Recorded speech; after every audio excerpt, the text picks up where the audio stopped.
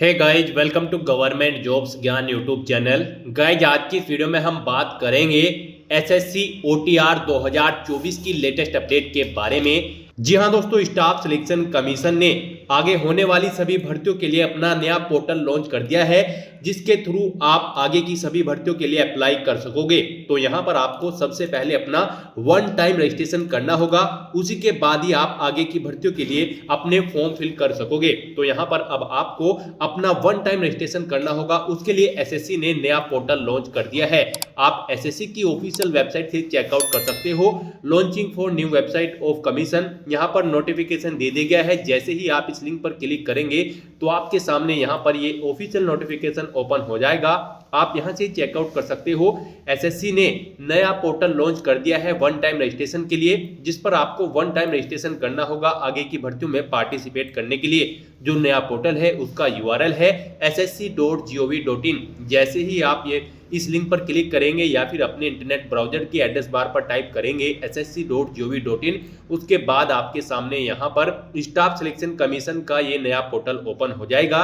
Guys, यहाँ पर आपको अपना वन टाइम रजिस्ट्रेशन करना होगा लाइफ टाइम के लिए। यहाँ पर पहले आपको एसएससी की वेबसाइट पर रजिस्ट्रेशन करना होता था, उसे ही अब यहाँ पर वन टाइम रजिस्ट्रेशन का नाम दे दिया गया है। तो यहाँ पर आपको एसएससी की भर्तियों में पार्टिसिपेट करने के लिए अपना वन टाइम रजिस्ट्रेशन करना होगा। उसके लिए आपको यहाँ पर इस पोर्टल पर ऊपर ही लॉगिन और रजिस्टर ये टैब दी गई है, आपको इस टैब पर क्लिक करना है। यहाँ पर अगर आपने रजिस्ट्रेशन कर रखा है तो आपको अपना रजिस्ट्रेशन नंबर एंटर करके अपना पासवर्ड एंटर करना होगा, ये कैप्चा कोड एंटर करके लॉगिन कर लेना होगा और अपने डैशबोर्ड में से जाकर आपको भर्तियों के फॉर्म फिल करने होंगे। और अगर आप यहाँ पर वन टाइम रजिस्ट्रेशन करना चाहते हो एसएससी के न्यू पोर्टल के थ्रू, तो यहाँ पर आपको रजिस्टर नाउ का ये लिंक दिया गया है, आपको इस लिंक पर क्लिक करना है। उसके बाद आपके सामने कुछ इस तरह से इंटरफेस खुलेगा। यहाँ पर आपको वन टाइम रजिस्ट्रेशन में 4 चीजें फॉलो करनी होंगी। सबसे पहले आपको अपनी पर्सनल डिटेल देनी है, फिर आपको अपना पासवर्ड क्रिएट करना है, उसके बाद आपको अपनी एडिशनल डिटेल्स प्रोवाइड करनी है और फिर डिक्लेयर करते हुए अपना रजिस्ट्रेशन कंप्लीट कर लेना है। तो यहाँ पर आपको कंटिन्यू ऑप्शन पर क्लिक करना है। फिर आपके सामने कुछ इस तरह से इंटरफेस खुलेगा। यहाँ पर आपको अपनी पर्सनल डिटेल देनी है। सबसे पहले पूछा गया है कि क्या आपके पास आधार कार्ड है, अगर है तो यस करें और फिर उसका नंबर यहाँ पर एंटर करें। वही नंबर एक बार फिर से यहाँ पर एंटर करें और अपना आधार नंबर आप वेरीफाई कर लें। और अगर आपके पास आधार कार्ड नहीं है तो यहाँ पर आपको नो ऑप्शन सिलेक्ट करना है। फिर आपको अपनी कोई और आइडेंटिफिकेशन यहाँ पर आईडी सिलेक्ट कर लेनी है, जैसे कि यहाँ पर आपका driving licence, employ ID, PAN card, passport जो भी आपके पास है, यहाँ पर आप ऑप्शन सिलेक्ट करें और फिर उसका नंबर यहाँ पर एंटर कर दें। फिर यहाँ पर आपको अपना नाम एंटर करना है। आपको अपना ये नाम अपनी 10वीं की मार्कशीट के अकॉर्डिंग एंटर करना है। फिर आपको अपना नाम यहाँ पर वेरीफाई कर लेना है, एक बार फिर से एंटर करके सेम नेम। उसके बाद यहाँ पर आपसे पूछा गया है कि क्या आपने कभी अपना नाम चेंज किया है, अगर किया है तो यहाँ पर आप यस ऑप्शन सिलेक्ट करें और फिर यहाँ पर चेंज नेम आप एंटर कर दें। और अगर आपने कभी अपना नाम चेंज नहीं किया है तो यहाँ पर आपको नो ऑप्शन सिलेक्ट करना होगा। तो इस तरह से यहाँ पर आपका ये फॉर्म पहले की ही तरह यहाँ पर भरा जाएगा, जैसे कि आपने एसएससी के रजिस्ट्रेशन टाइम पे अपना फॉर्म फिल किया था रजिस्ट्रेशन करते हुए। बस यहाँ पर अब आपको इस नए पोर्टल पर दोबारा से इसको वन टाइम रजिस्ट्रेशन का नाम दे दिया गया है। आपको अपनी डिटेल सेम ऐसे ही यहाँ पर प्रोवाइड करानी है। नाम के बाद आपको यहाँ पर अपना जेंडर सेलेक्ट कर लेना है। उसके बाद आपको अपना जेंडर वेरीफाई कर लेना है, यानी कि एक बार फिर से सिलेक्ट करना है। फिर यहाँ पर आपको अपनी डेट ऑफ बर्थ इस कैलेंडर में से सिलेक्ट कर लेनी है। वही डेट ऑफ बर्थ आपको एक बार फिर से इस कैलेंडर में से सिलेक्ट करके अपनी डेट ऑफ बर्थ को वेरीफाई कर लेना है। उसके बाद यहाँ पर आपको अपने फादर का नाम एंटर करना है। फिर वही नाम आपको एक बार फिर से एंटर करना है अपने फादर का वेरिफिकेशन के लिए। ऐसे ही यहाँ पर आपको अपनी मदर का नाम एंटर करना है और फिर उसे भी यहाँ पर आपको वेरीफाई कर लेना है।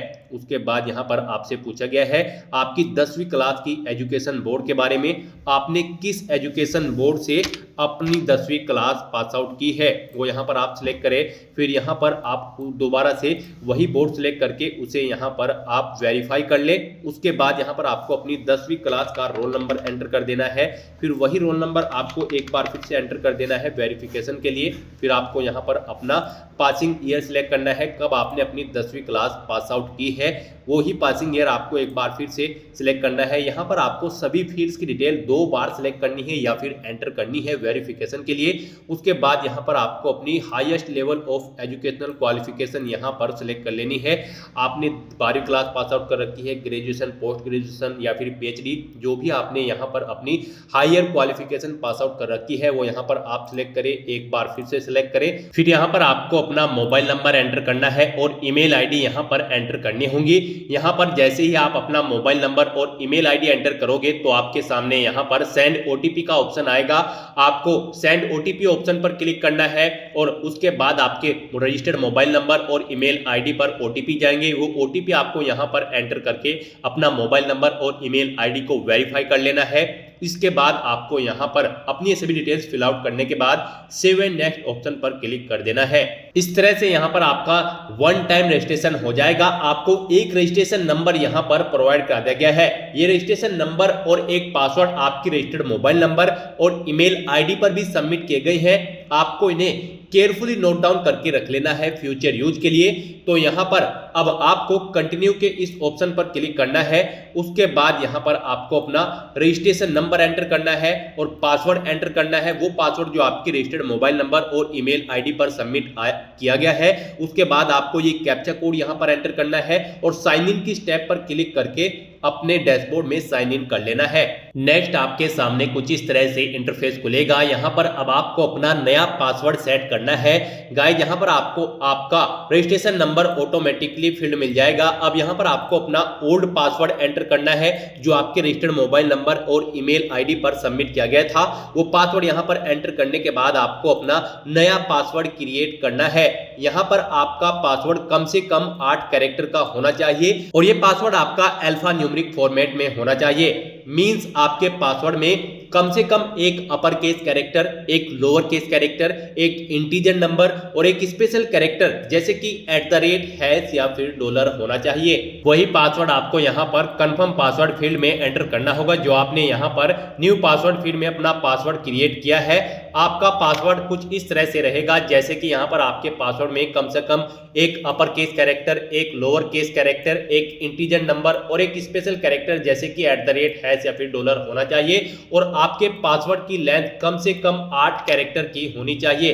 तो यहाँ पर अपना पासवर्ड सेट करने के बाद आपको इस पेज को नीचे स्क्रॉल डाउन करना है और यहाँ पर आपको एक सिक्योरिटी क्वेश्चन सिलेक्ट कर लेना है अपनी चॉइस के अकॉर्डिंग और उसका आंसर आपको यहाँ पर देना है। फिर आपको दूसरा सिक्योरिटी क्वेश्चन यहाँ पर सिलेक्ट करना है, उसका आंसर यहाँ पर प्रोवाइड कराना है। इन आंसर्स को आपको, इन क्वेश्चन और आंसर्स को भी आपको नोट डाउन करके रख लेना है फ्यूचर यूज के लिए। अगर आप फ्यूचर में अपना पासवर्ड भूल जाते हो तो यहाँ पर ये सिक्योरिटी क्वेश्चन एंटर करके आप अपना पासवर्ड गेट कर सकते हो। तो यहाँ पर 2 सिक्योरिटी क्वेश्चन सिलेक्ट करने के बाद उनके आंसर आपको प्रोवाइड कराने हैं और फिर आपको यहाँ पर सेव एंड नेक्स्ट ऑप्शन पर क्लिक कर देना है। इस तरह से यहाँ पर आपका पासवर्ड क्रिएशन का ये जो सेक्शन है ये कंप्लीट हो जाएगा और आपका पासवर्ड रीसेट हो जाएगा। अब यहाँ पर आपको दोबारा से अपना रजिस्ट्रेशन नंबर एंटर करना है और नया पासवर्ड जो आपने अभी अभी क्रिएट किया है वो यहाँ पर आपको एंटर करना है। ये कैप्चा कोड एंटर करना है और लॉगिन की स्टेप पर क्लिक करके लॉगिन कर लेना है। नेक्स्ट यहाँ पर आपको अपनी एडिशनल डिटेल्स प्रोवाइड करानी है। एडिशनल डिटेल में यहाँ पर आपको सबसे पहले अपनी कैटेगरी सिलेक्ट कर लेनी है। उसके बाद आपको अपनी कैटेगरी वेरीफाई कर लेनी है। फिर आपको अपनी नेशनैलिटी यहाँ पर सिलेक्ट कर लेनी है। उसके बाद यहाँ पर आपको अपनी कॉन्टैक्ट डिटेल प्रोवाइड करा देनी है। अगर आप अदर नेशनल है, अगर यानी कि आप इंडिया से बाहर के कैंडिडेट हैं तो आपको यहाँ पर अपनी उसकी डिटेल प्रोवाइड करा देनी है। और अगर आप इंडिया आपकी नेशनैलिटी है फिर तो आपको यहाँ पर ये कॉलम डिसेबल कर दिया जाएगा। आपको कोई डिटेल यहाँ पर प्रोवाइड करानी नहीं है। उसके बाद यहाँ पर आपको आइडेंटिफिकेशन मार्क्स, आपकी बॉडी पर कहीं कोई कट या तिल का निशान है तो उस पैलेस का नाम यहाँ पर आप एंटर कर दें, नहीं है तो यहाँ पर आप नो मार्क एंटर कर दें। उसके बाद आपसे पूछा गया है कि क्या आप पर्सन विद बेंचमार्क डिसेबिलिटी यानी कि PWBD कैंडिडेट हैं। अगर है तो यस करें और फिर यहाँ पर अपनी डिसेबिलिटी का टाइप सिलेक्ट करें और उसके अपने डिसेबिलिटी सर्टिफिकेट का नंबर एंटर कर दें। और अगर आप PWBD कैंडिडेट नहीं हो तो यहाँ पर आपको नो ऑप्शन सिलेक्ट करना होगा। फिर आगे की फील्ड इससे रिलेटेड आपकी डिसेबल्ड कर दी जाएगी उसके बाद यहाँ पर आपको अपना परमानेंट एड्रेस एंटर कर देना है। उसके बाद आपको अपना स्टेट यहाँ पर सिलेक्ट कर लेना है, फिर यहाँ पर आपको अपना डिस्ट्रिक्ट सिलेक्ट कर लेना है और अपना पिन कोड यहाँ पर आपको एंटर कर देना है। उसके बाद यहाँ पर गाइज आपको अपना प्रेजेंट एड्रेस एंटर करना है, और अगर आपका प्रेजेंट एड्रेस और परमानेंट एड्रेस सेम है तो यहाँ पर बस आपको is permanent address same as permanent address के सेक्शन में यस ऑप्शन को क्लिक करना होगा। ऑटोमेटिकली आपका प्रेजेंट एड्रेस आपके परमानेंट एड्रेस के अकॉर्डिंग फिल हो जाएगा। उसके बाद यहाँ पर आपको सेव एंड नेक्स्ट ऑप्शन पर क्लिक कर देना है।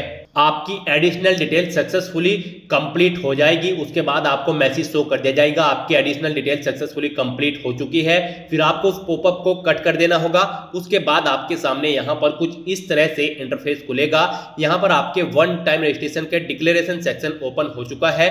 आपको ये डिटेल्स केयरफुली रीड आउट करनी है और उसके बाद I agree for the about term and conditions, आपको इन टर्म एंड कंडीशंस को रीड करके इस चेकबॉक्स को ओके कर देना है। और अगर आप अपने रजिस्ट्रेशन का प्रीव्यू चेकआउट करना चाहते हैं तो आप प्रीव्यू ओटीआर ऑप्शन पर क्लिक करें। आपके रजिस्ट्रेशन का पूरा प्रीव्यू यहां पर आपको शो कर दिया जाएगा। आपको सभी डिटेल्स केयरफुली चेकआउट करनी है और प्रिंट बटन पर क्लिक करके अपने वन टाइम रजिस्ट्रेशन का एक हार्ड कॉपी प्रिंट आउट ले लेना है, फ्यूचर यूज के लिए, फ्यूचर रेफरेंस के लिए। प्रीव्यू चेक करने के बाद आपको डिक्लेयर ऑप्शन पर क्लिक कर देना है। इस तरह से यहां पर आपके सामने मैसेज शो हो जाएगा, आपका डिक्लेरेशन सक्सेसफुली सबमिट कर दिया गया है। अब यहां पर आपको इसे पॉपअप को कट कर देना है।